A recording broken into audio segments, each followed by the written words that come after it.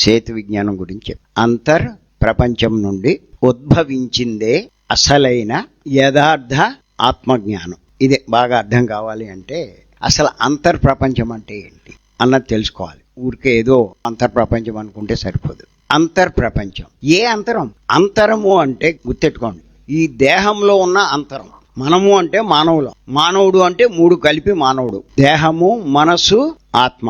దేహం లోపల మనసు ఉంది, మనసు లోపల ఆత్మ ఉంది. అంటే దేహం లోపల మనసు ఉంది, ఆ మనసు లోపల అంటే అంతరంలో ఏముంది? దేహం లోపల ఆత్మ ఉంది. ఈయన ఇక్కడ అంతర్ ప్రపంచం అన్నాడు, ప్రపంచం అని పేర్కొన్నాడు. ఆయన ఆత్మ అని అనలేదే, అంతరంలో ఉన్న ఆత్మ అనలేదే. ఎందుకు ఆ పదం వాడాడు ఆయన? అంతరంలో ఉన్న ఆత్మ నుంచి ఉద్భవించేదే అని అన్నాడా? ఏమన్నాడు? అంతర్ ప్రపంచం నుంచి ఉద్భవించేదే అసలైన ఆత్మజ్ఞానం అన్నాడు. అంతరంలో ఉండేది ఆత్మ అంటే ఆత్మ ఒక్కటే కాదు, దాని అర్థం ప్రపంచం కూడా కాదు, సమస్త భువన భాండాలు కూడా అంతరంలోనే ఉన్నాయి. సృష్టిలో ఉండేటువంటి 14 భువన భాండాలు, కోటాను కోట్ల లోకాలు, కోటాను కోట్ల విశ్వాలు అన్నీ అంతరంలోనే ఉన్నాయి. ఈ విషయమే భాగవతంలో ఒక సన్నివేశం ద్వారా లోకానికి వివరించారు వేదవ్యాసుల వారు. ఆ భాగవత సన్నివేశాల అంతరార్థం అని చెప్పి నేను పుస్తకం రాశాను. కృష్ణుడు ఒక రోజు గోపికలతో ఆట్లాడుకుంటూ మట్టి తిన్నాడు. మట్టి తింటే వాళ్ళంతా చూశారు. చూసి కృష్ణుడిని పట్టుకుని, మట్టి ఎందుకు తింటున్నావు అంటే తినలేదన్నాడు. తినకపోవడం మేమంతా చూసామని.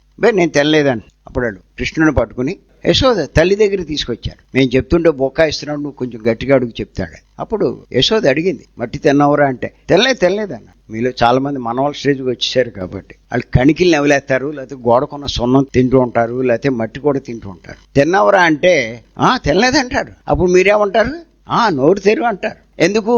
ఎంత తిన్నా మొత్తం మింగేడుగా అప్పుడే కొంత ఉంటుంది, మరి అది ఎక్కడ వచ్చిందిరా అని మనం అడగచ్చు. అలాగే యశోద కూడా తినలేదు అంటే అలాతే నోరు తెరువు అంది. నోరు తెరువు అంటే తెరిచాడు. తెరిస్తే చూసింది ఈవిడ. చూస్తే మట్టుందా? ఏముంది? సమస్త భువన భాండాలు నోట్లోనే ఉన్నాయి. ఆశ్చర్యపోయింది. వీడు మామూలు వాడు కాదు అనుకుంది. అదే ఆ సన్నివేశం. వాడిని హత్తుకుంది.